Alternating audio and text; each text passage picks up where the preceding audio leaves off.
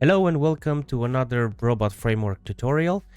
In the last video, I showed you how to configure your web drivers using Selenium with three different approaches. One was the direct installation, the direct download of the web drivers into a folder that is in your path. The second one was by installing Selenium standalone server, and the third one, and the method we are going to continue on using for this tutorial, was the approach with the Selenium installed directly via the WebDriver Manager.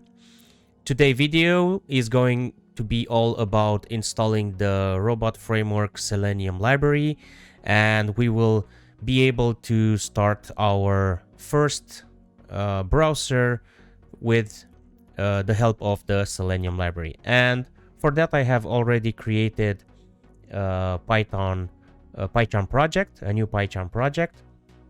And if you don't know how to create it and properly configure it, I will leave you a link in the description with a video where I already explained the step.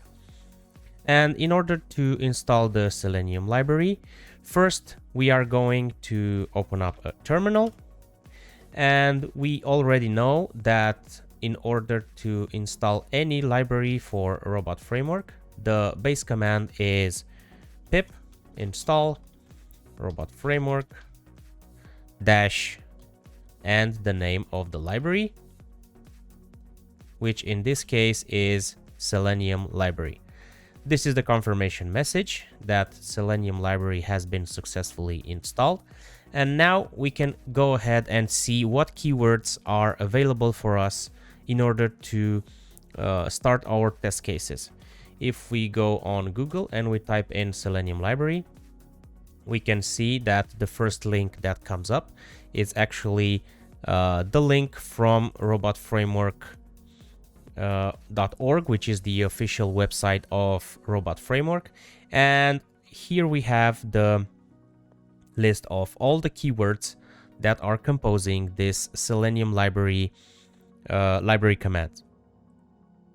The alternative will be to go to robotframework.org. So directly on the main page, we can go to libraries, and we can, under the standard column, we can see that Selenium library is displayed. And if we click on that, we are sent to the GitHub repository of this library, where we can see details about releases, files, and we also have the install instructions for the Selenium library. From here, there is a link with the keyword documentation, and if we click on that, we are sent directly to the previous page.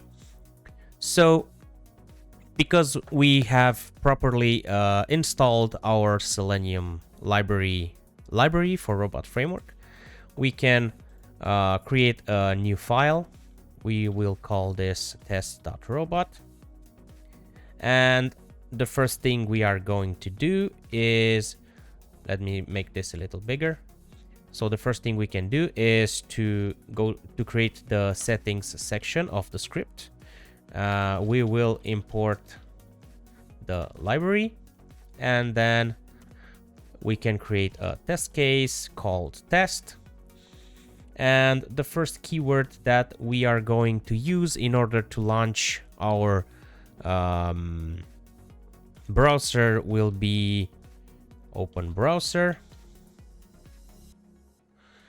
And this open browser command can get a bunch of attributes or parameters.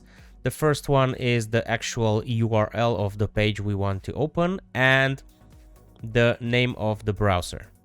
By default, the default browser is, I think, Firefox. We will see that in a minute, and I will also show you how to switch from one browser to another. So we will put here open browser. I will open up nothing fancy, just the default web page for Google.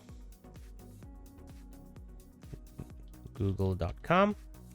And if I use only one parameter, let's see what happens. So I will type in the launch command robot test.robot. And now normally my test should start. We have the open browser and the test was a success. If I give a second argument and I type here Chrome, now we will open up the browser to google.com, but we will use the Chrome browser. Let's give it a go. And we can see that is also successful. Let's try and add a few things so we can maximize the browser window, and then we will give it, let's say, like a sleep of 3 seconds, and we will then close the browser. We will run this again.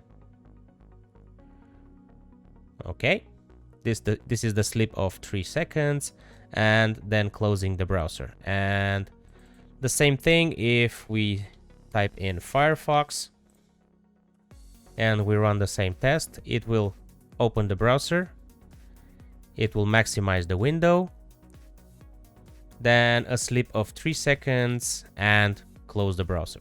So this is the simple way to install Selenium library for Robot Framework, and the simple way to write your first automated test case by just opening the browser to a specific web page and then maximizing the window and closing the browser. In the following videos, we will continue with more in-depth keywords and commands from the Selenium library. We will use keywords like click element. We will use weights for elements to be displayed on page, and so on. That being said, I am inviting you to watch my other videos on the playlist, and like and subscribe if you haven't done so. See you in the next video.